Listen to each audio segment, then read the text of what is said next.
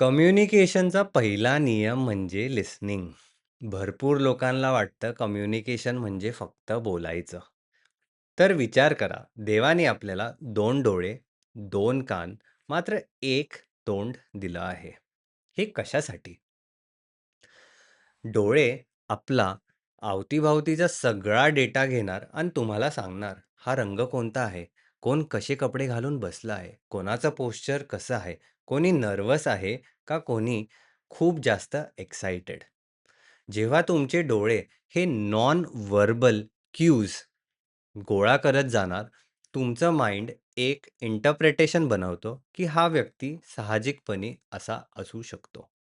ते कदाचित चुकीचंही असेल. आपण ह्यामध्ये जजमेंट नाही घेते, पण आपण ऑब्झर्व्ह करतोय. सिंपल उदाहरण घ्यायचं म्हणालो, तर जेव्हा आपण गाडी चालवतोय आणि पुढं रेड लाईटवर दुसरी गाडी थांबली आहे, जेव्हा त्या गाडीवर एक लाल रंगाचा एल लिहिला आहे, आपले डोळे सांगता की हा लर्नर आहे. ह्याच्यापासून थोडा डिस्टन्स ठेवा आणि त्यांना जरा टाईम द्या. डोळ्यांनी कम्युनिकेशन झालं एक साईन पाहून.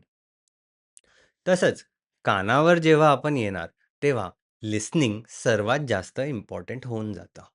एक व्यक्ती कसा बोलतोय आणि त्या बोलण्यावरून आपण काय समजून घेऊ शकतो ह्या व्यक्तीबद्दल.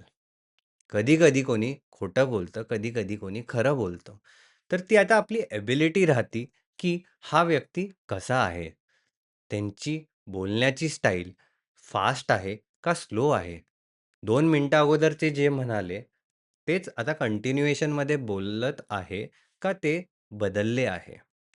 म्युझिकमधून कम्युनिकेशन भरपूर शिकायला भेटतं.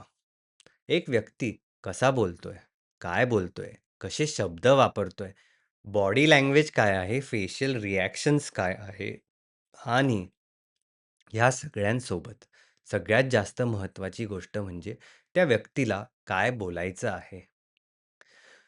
तुमची जेव्हा जास्त इन्फॉर्मेशन कलेक्ट करण्याची क्षमता होऊन जाते, तेव्हा तुम्ही कम्युनिकेशनला तोंड उघडायला सुरू करू शकतात. कारण जर तुम्हाला माहितीच नाही अवतीभवती काय आहे, तर कसं चालणार? दुसरं उदाहरण देतो. समजा तुम्ही कोणता क्लास घेताय. मॅथ्स असो, सायन्स असो, गिटार असो, डान्स असो, काहीही असो. तुम्ही एक गोष्ट तुमच्या स्टुडंट्सला सांगितली. त्यांच्या चेहऱ्याच्या रिएक्शनवरूनच तुम्हाला कळतं, की ह्यांना ही गोष्ट किती समजली आहे.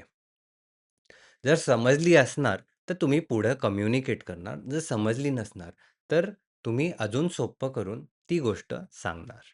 कम्युनिकेशनची सर्वात महत्त्वाची गोष्ट लिसनिंग ह्यासाठी आहे, कारण की ह्या गोष्टीमध्ये तुम्हाला समोरच्याला पूर्णपणे समजून घ्यायला पाहिजे.